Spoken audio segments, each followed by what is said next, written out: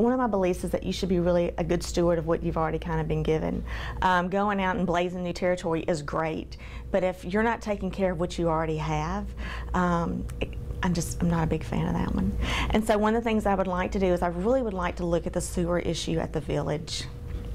I've had some residents talk to me about when the flooding comes and when the heavy rains come, our sewer system kind of has a trouble with that because it's an older part of the town. And so you have cast iron pipes and things like that. And when residents are having raw sewer back up into their houses, that's an issue and that's a problem. And I think that that's something that we as a town can address. You know, we have very large drainage ditches because of just where we're at near the river. It's a beautiful place, but it also comes with a few problems. And just like Monroe has their, you know, drainage issues, we kind of have ours also. And so I'd like to see some of those things addressed. I think that people also, you know, you have the right to clean water that we've, you know, done with our lots of attention has been brought to that, but I think that the sewer also needs to be addressed and fixed in the best way possible. I'd also like to see some things happen as far as the quality of life. We have a wonderful facility now, the ball field, and it's not just being used for that. We've got Bayou stock coming, and I think those are wonderful things. But you know, I'd also like to just see something as small and simple as a fishing pier.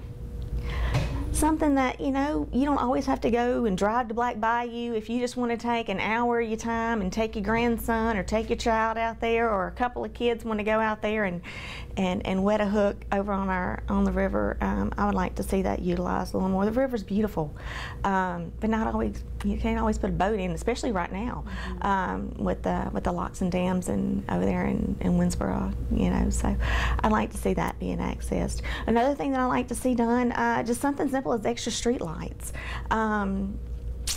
Because of the situation with the open, the ditches that have to be there.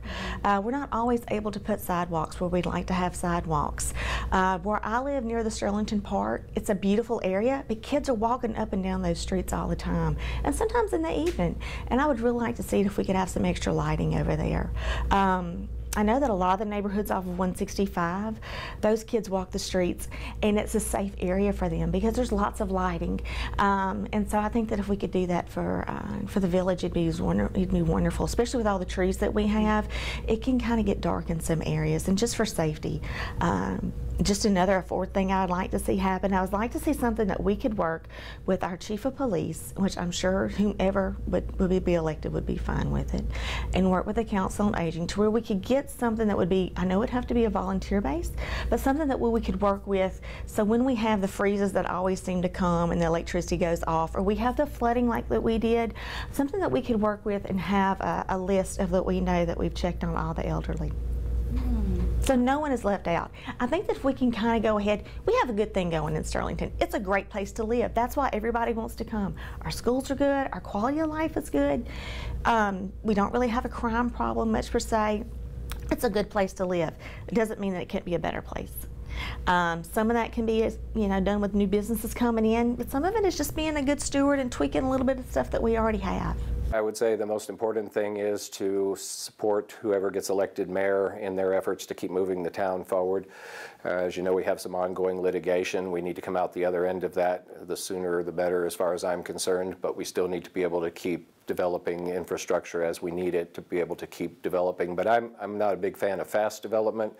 I like smart development. That was an opportunity we had when I was on the council, especially beginning the second term, but we began discussing the end of the first term. When I moved to Sterlington, we had no zoning, and I think one of the reasons you're in a town is to have zoning so that we could have, I think, controlled development, and that's what's been our aim. And if nothing else, a voice in the bigger metro area. We're sort of small, but we have about 2,300 estimated people in the town right now, but the Sterlington community is much larger than that, arguably the whole of North Ouachita Parish. Make sure there's stability in the office. Make sure the office works together as a team instead of a corporation. You know, no bickering, and just to help make the town successful. Establish some better communication between the citizens and the government officials. I think a lot of our issues stem from lack of communication between us and other departments in the parish and in town and all that. And then a lack of informing citizens on why things are happening, how they're happening, and why it's being done in general. The other thing is just making sure that the ballpark is a success. I think that even though initially I was against it, trying to make sure that whether you were against it or for it, you got to succeed. At this point, it's too far grown now to really wish any kind of ill will on that. And I think it's possible. I think it's definitely a positive thing for the community, and then really just represent the citizens as best as I can in general. From a budget perspective, I know that we do have some budget challenges, and my background is really in finance and accounting, but not so much just profit and loss statement or this is what the finances are, but why are they the way they are. I've had a lot of experience. I work for a telecommunications company or software company that does work with CenturyLink. I've had a lot of experience managing large-scale projects and having to deal with the budgets for those projects, but also a lot of my experiences in migrating financial transactions from one system to another.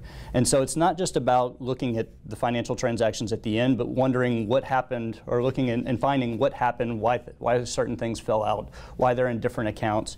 And so I think that some of those audit capabilities are really what we need as we move forward. I think the other thing too is I deal really well with conflict resolution. My company is based in Israel, like I said, we're headquartered in Israel, and the Israelis are pretty aggressive when it comes to business negotiations. And you work with somebody like a CenturyLink, they're a little bit more laid back. So I'm kind of the guy in the middle that brings everybody together and both sides together. So I've got a lot of good experience with conflict resolution. So I think we've done some things in the past that may have, some groups may not be at the table anymore that really should be at the table, and it's about getting those groups back to the table and coming up with good solutions that are workable for Sterlington and for the other parties. So I think we've gotten into some lawsuits and things like that where really what's the purpose at the end of the day, or we're just throwing money behind lawsuits, and we could probably resolve the issue with a conversation or some in-depth conversations. And then the last thing, as Sterlington's really growing, my company was also in an area, and my projects were in an area where there was tremendous amount of growth, and there's growing pains that come with that growth. And I think a little bit of it is, predictability. So if I'm opening a business in this certain area, I need to have a good understanding for what the city of Sterlington is going to provide to me and what I'm going to provide to the city of Sterlington. So it kind of, that predictability, the accountability, the auditability, those are the kinds of things that I think I can bring to the table. I'd like to help with the growth with the sports complex so we can have more events there, whether it be soccer, baseball, softball, concerts, things like that, to bring more to the community. Get a hotel there. We've been trying to get a hotel for a while because lots of people that come, they stay in Monroe or here in West Monroe. So we're losing that money from the tax dollars for that. So, and then also I'd like to do something with the water. Like I said, we've been fighting with Greater Ouachita Water, everyone knows that. So either we keep fighting with them and try to get our own water system, or else we reach an agreement and then just hopefully don't go up on our rates or anything like that, and they keep the chemicals like they should. One of the things I think it's very important that we build relationships, and that's something that we haven't done well, in my opinion. So the first thing I would like to do is build relationships not only with the citizens but with other elected officials to make things happen. The second thing, obviously, is clean up the budget, cut some of the gross spending that's been going on. And probably third is build a better future for the town and for the town employees. We've got a lot of employees right now that are working without health insurance, working without retirement, and that's important to have good people on board and have those benefits available to them.